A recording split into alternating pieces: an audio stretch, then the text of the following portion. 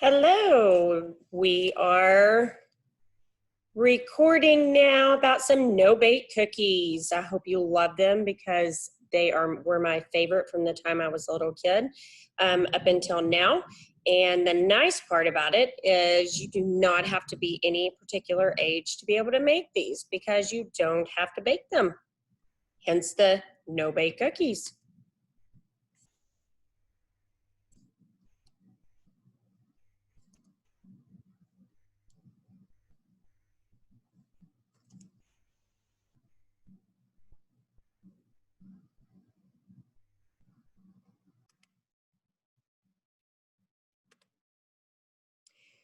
Let's get started.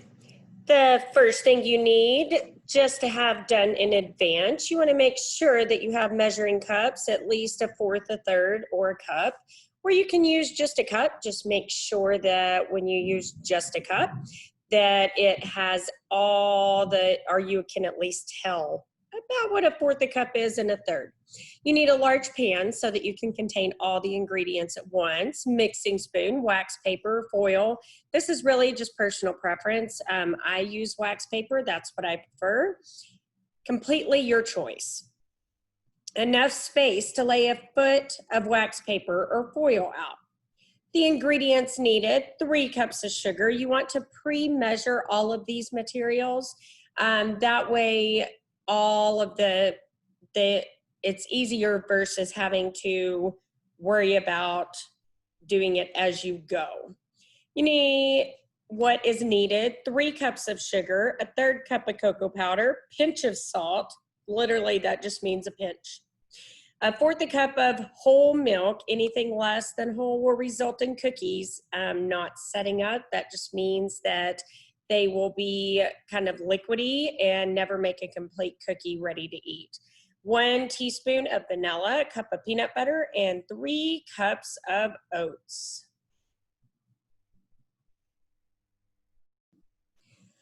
First things first, I hope that the visuals above in the first set of directions will help as whomever is going through making this. So you're going to measure all ingredients ahead of time, as the cooking process will move very quickly.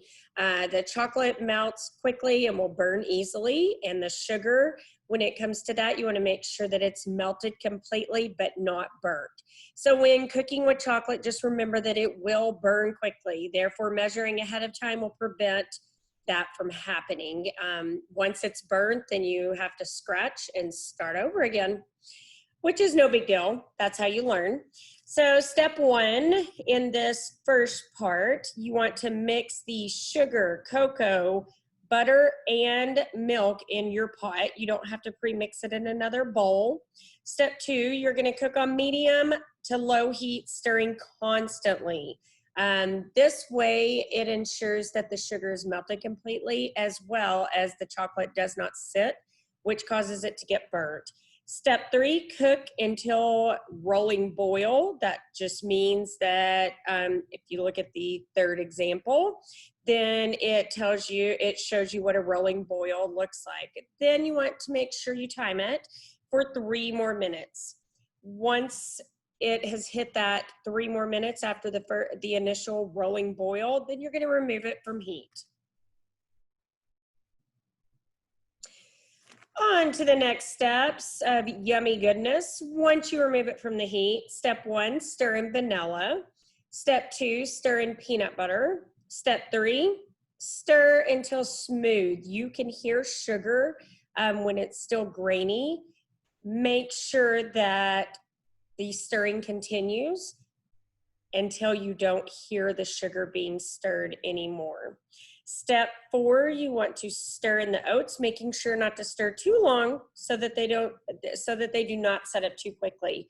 What that means is if you stir the oats too long, then it becomes one big large cookie in your pan versus getting to put them out on the wax paper. You're finally headed towards the finish line. Step 1, spread out paper foil on a flat surface. Step 2, drop spoonfuls of cookie mixture onto the wax paper and foil. Step 3, just let them cool and serve. Serve it with milk. You can serve it with any of the type of things that might go. The nice part about milk is you can make it a chocolatey milk, which makes it even more delicious.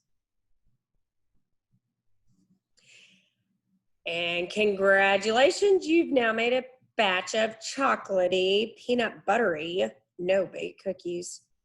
Thanks for trying this recipe, and there are plenty more at www.kristianstreats.com. Feel free to leave any feedback that you might have upon accessing the website. The delicious results are over here to your right. I hope you enjoy.